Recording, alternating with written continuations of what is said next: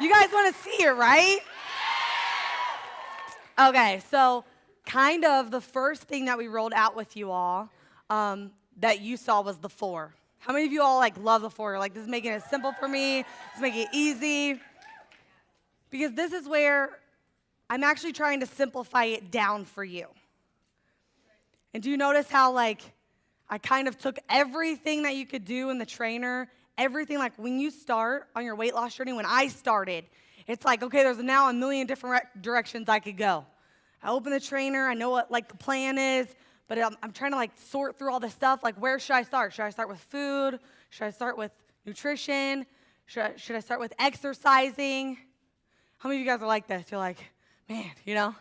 So what I did is kind of take everything and I put it through a sifter. And I'm like sifting it out like that. And I put it all through a sifter, and I kind of shook out what the most important pieces that you should be focusing on.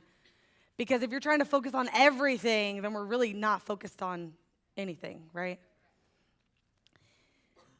And so I want to help get you guys in the habit of doing these 4 things. And I'm going to run through them quickly because I know most of you know them. Because if you're not just focusing on the 4, you're making it way harder than it should be. If you're not just focused on doing these 4 things every day, then you're making it way harder than it should be.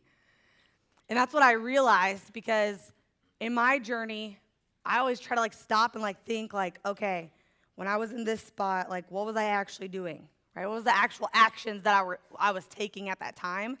And like, what did I need to be doing?